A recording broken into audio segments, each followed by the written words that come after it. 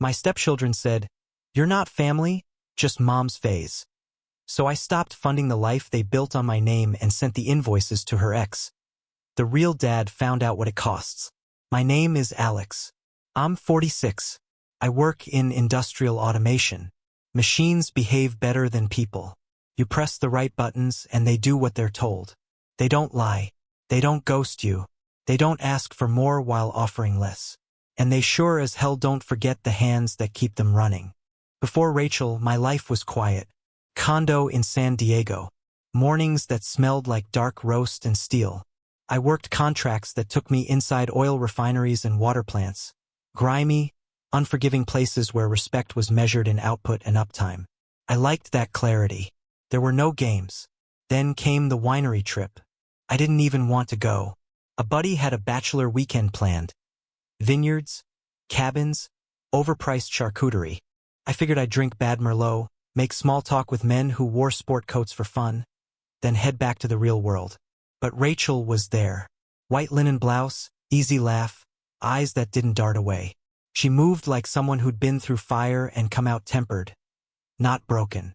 She was 6 years younger, divorced, 2 kids, Josh, 16, and Bella, 13.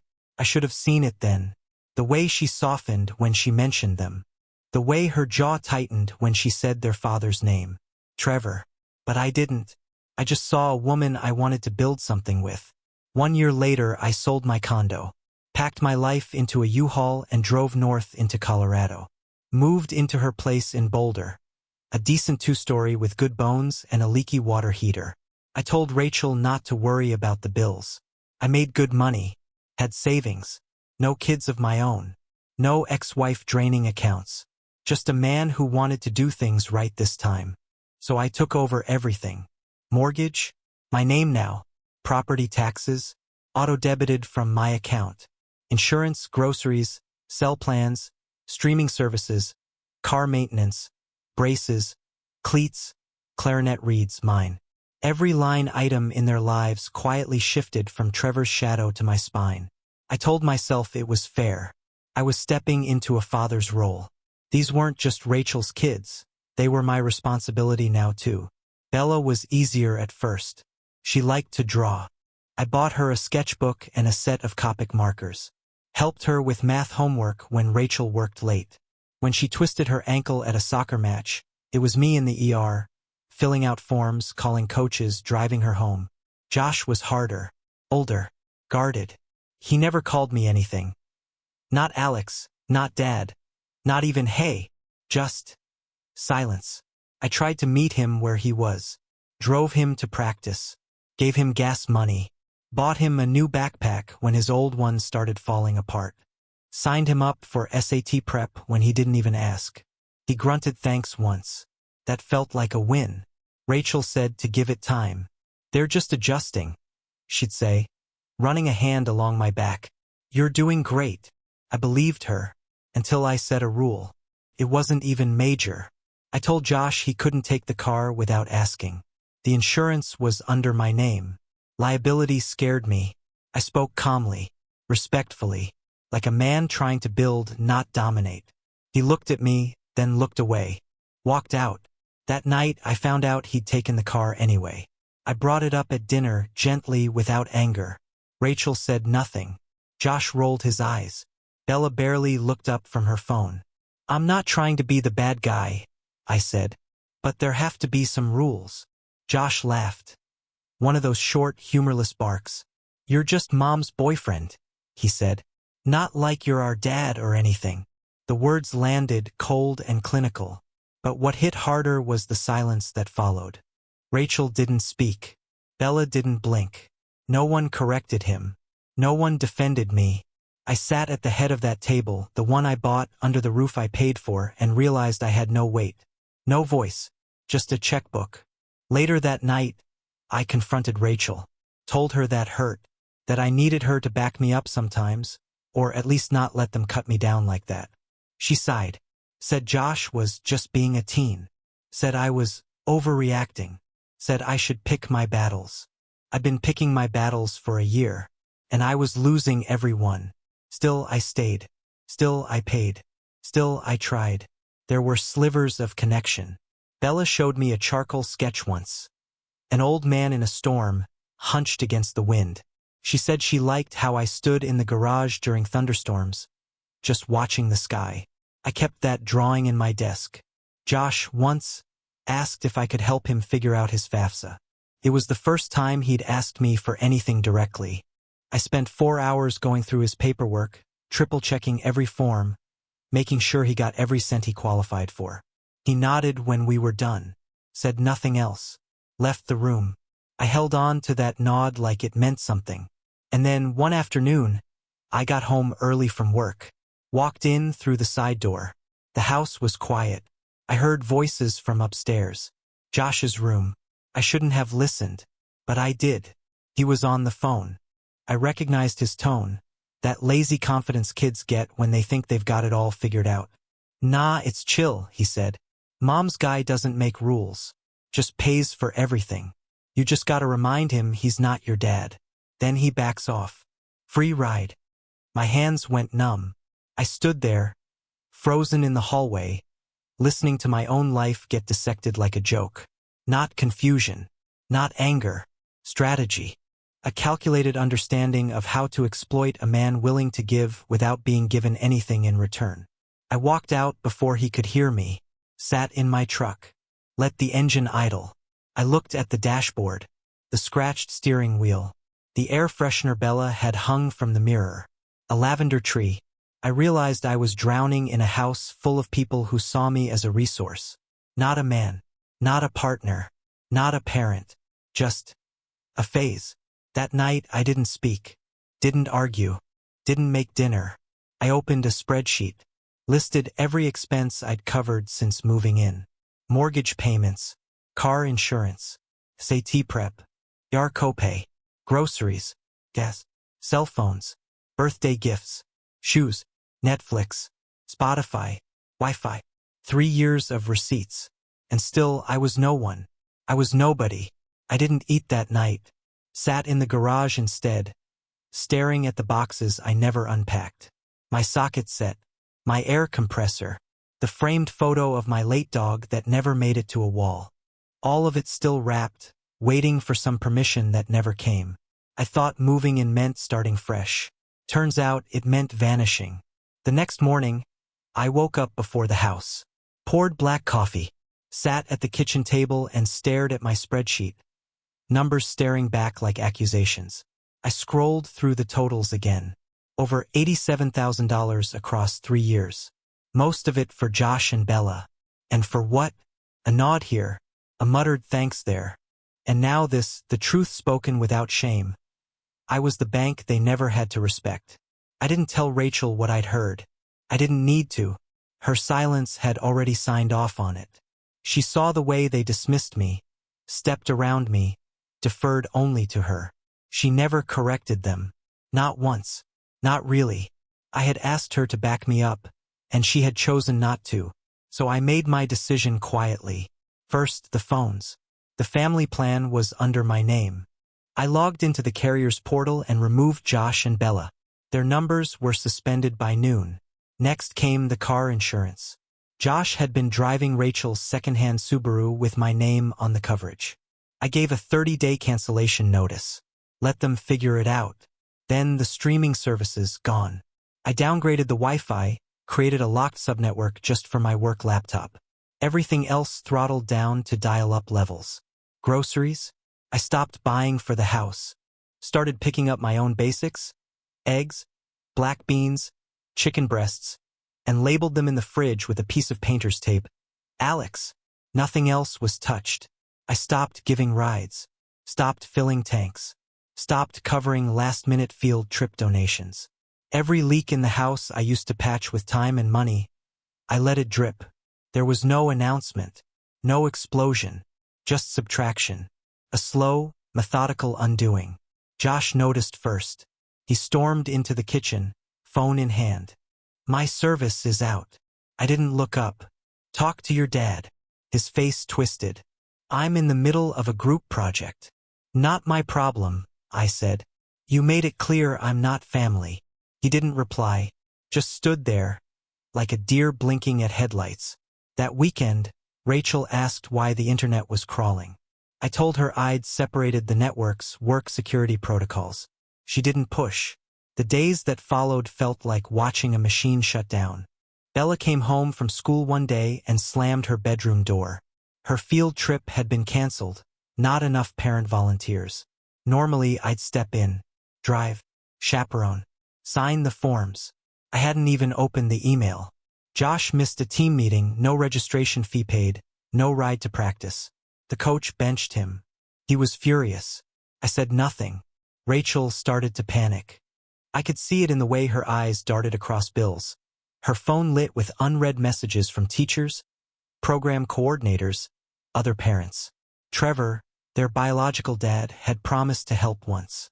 He Venmo'd $100, then disappeared again. So I did what I always do, I ran the numbers. I updated the spreadsheet, line by line, labeled it Transfer of Responsibilities. Then I sent it to Trevor. His reply came 5 hours later. This is insane. I agreed. Not with the total, but with the fact I'd been covering it alone. That night, I lay in bed next to Rachel. She scrolled her phone in silence. I turned off my lamp and said, "You know what I've been paying for?" She didn't respond. "I'm not doing it anymore," I added. "They said I'm not family. I'm respecting that." "You're punishing them," she whispered. "You're being petty." "No," I said.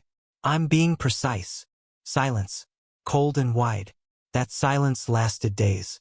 Then came the 1 a.m. call. Bella. Her name lit up my screen like a flare in the dark. I answered. "What's wrong?" She was crying. "I'm at this party. A guy here, he won't leave me alone. I don't know what to do. Can you come get me?" I didn't hesitate. I threw on jeans, grabbed my keys, and drove through a rainstorm to the address she sent. She stood under a street lamp, arms crossed, jacket soaked. I pulled up. She got in. We didn't speak for a while. She cried softly into her sleeve. I drove. Finally, her voice cracked. "I called you because I knew you'd come." I nodded. After a while, she added, "I said you weren't family, but you're the only one who acts like it." I didn't flinch. I didn't walk away out of anger, Bella. I walked away because I was being used. She wiped her face. "I get it now. I didn't ask what happened at the party. I didn't need to. At home." She lingered in the doorway of the kitchen. "Thank you." "For what?" "For not saying I told you so." I shook my head. "That's not what this is." She nodded, walked to her room. The next morning, Rachel asked where I'd gone. I told her. "She called me," I said. "She didn't call you. She didn't call Trevor. She called me." Rachel said nothing. She didn't have to. The house began to turn in on itself. Josh sulked like it was oxygen. Bella moved quiet, haunted.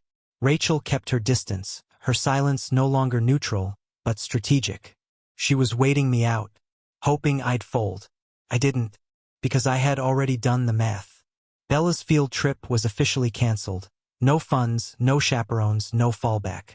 I watched her pace the kitchen with the permission slip in her hand, then crumple it and throw it out. She didn't speak to me that day. But that night, I found a new drawing on my desk. A man sitting under a tree, wind tearing through his coat.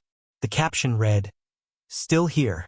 Josh missed another practice, then another. The team cut him from the lineup. No one paid the seasonal dues. No one drove him to conditioning. Rachel tried to argue it with the coach. Didn't matter. Josh blamed me. "You're ruining my life," he said. I stayed calm. "I'm just honoring the boundaries you set." He looked stunned, like I'd reached into his mouth and pulled out the truth. Rachel cracked one night. I came home late, found her in the dining room, laptop open, piles of mail around her like a storm. "I didn't realize how much you were paying for," she whispered. "I just assumed." I finished the sentence for her. "That I would always keep doing it." She nodded. I pulled up a chair, opened the spreadsheet, and added a new tab labeled, "Last 3 years." Line by line, I showed her SAT fees, dental visits, Car repairs, groceries, extracurriculars, co-pays, vet bills for the dog Trevor gave them and never visited again. Subscriptions, subscriptions, subscriptions. She stared at the numbers like they were lottery results written in another language. "You sent this to Trevor?" she asked. "Yep," his response. "This is insane." Rachel looked at me hollow. "What did you say back?" I said I agree. I didn't raise my voice, didn't curse, didn't throw plates, just precision, just math. That week, Bella stopped asking for rides. She started walking to school, half an hour each way, rain or not. When I offered to drive her one morning, she said, "I'm good, thanks." But she said it gently. Josh was harder. He still stormed, still blamed, still slammed doors. But now there was something else beneath it. Desperation. His girlfriend broke up with him after he missed their anniversary dinner. He'd planned something fancy. His debit card declined. He texted me twice that night. I didn't reply. Later, I overheard him in the living room, arguing with Rachel. "Tell him to stop. Tell him to fix this. He's punishing us." Rachel's voice brittle. "He's not punishing you. He's just done."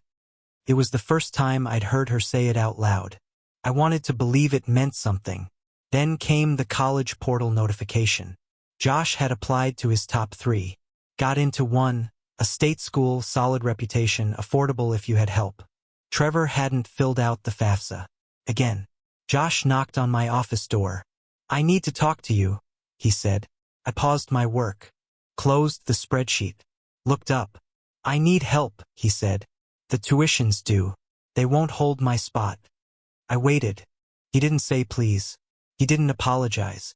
Just expected the old routine problem solution, Alex. I shook my head. "No."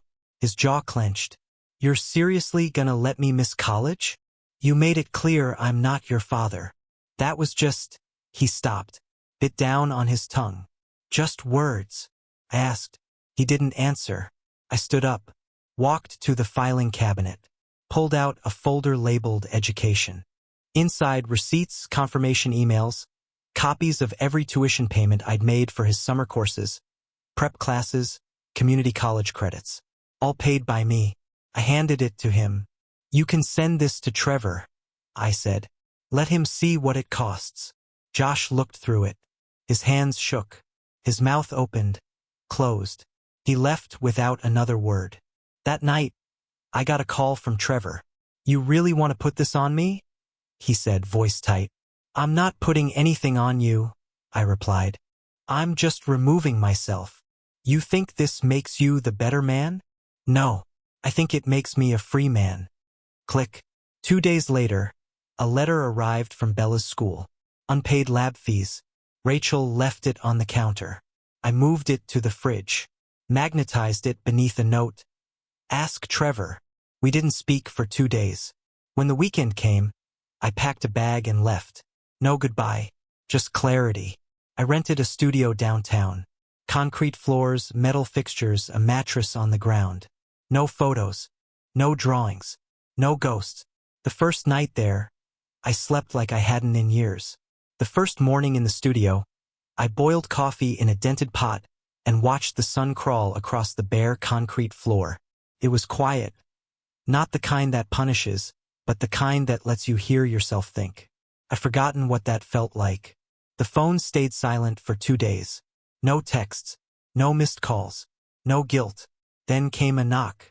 "Bella." I opened the door. She stood there holding a paper grocery bag. "I brought you food," she said, "and sketch paper. You were out." She stepped inside without asking, looked around. "This place is ugly," she said, "but it smells like you." We sat on the floor, ate canned soup. She showed me her latest sketch, a hollow tree with a figure curled inside it. The lines were heavy, charcoal. She asked, "Are you really not coming back?" "I'm not coming back to that version of me," I said. She nodded. "I get it." The next week she came again, this time with her laptop. She asked me to help her format her essay. I did. She stayed 2 hours. Before she left, she said, "I like the quiet here." She didn't mean the apartment. Josh didn't come. Not at first. Rachel did. 3 weeks in. She stood outside the studio, arms crossed, unsure whether to knock or yell. "I told the kids you were on a work trip," she said. I didn't know what else to say. I let her in, offered her tea. She declined. "I've been thinking," she said, "about what you did, how you left. It hurt, but maybe it needed to." I said nothing. She paced. "I didn't realize how much weight you were carrying. I assumed the silence meant you were fine." "It didn't." She sat. Finally, "Josh is struggling," she said. "He won't say it, but he misses you." I raised an eyebrow. "He says it in his way," she added. "He's trying. Got a part-time job. Started biking to work." That surprised me. She reached into her bag, pulled out a letter. "I didn't read it," she said. "He asked me to give it to you." She left. I waited until the door clicked shut. Then I opened the letter. It was 3 sentences. "I was wrong. I treated you like a stranger because I didn't want to admit you were more of a father than the one I'm supposed to have. I don't expect anything. I just wanted you to know." I folded the letter, set it on the shelf beside Bella's drawing. Weeks turned into months. I went back to work full-time. No more grocery runs for 4. No more surprise fees, car repairs, or late-night Venmo requests. Just me, and the work, and the silence. Then, slowly, something shifted. Bella began texting regularly, asking for advice, sending photos of her art. One afternoon, she called me from school. "I'm doing a project on people who shaped our identity," she said. "Can I interview you?" I swallowed hard. "You sure? You're the only one who showed up." Josh didn't write again.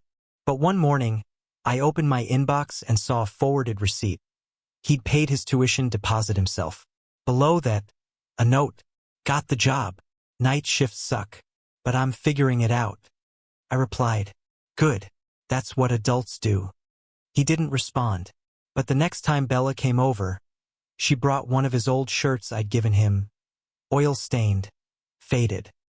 "He left this on his bed," she said. "Thought maybe you'd want it." Rachel and I never reconciled. Not really. She visited once more. Asked if I'd ever consider coming home. I said, "That house isn't home. It never was." She cried. I didn't. Not because I didn't care, but because I finally did. About myself. She said, "They need you." I said, "Then they need to meet me halfway." That's where things stayed. Bella visited often. Josh stayed distant. But the disrespect stopped. Rachel started handling her own bills. Trevor never resurfaced. The silence, once unbearable, became clarity. And me? I stopped calling myself a father. Started calling myself something truer. An adult who walked away when the bill came due, and no one wanted to pay. So I'll ask you now, was I wrong? To walk out of a home I paid for? To cut the strings when the only thing tethering us was obligation? To make them feel the absence they thought they'd never have to? Tell me, would you have stayed? Or would you have finally listened the way I did when they said, "You're not family," and replied, "Finally, then pay your own damn bills"?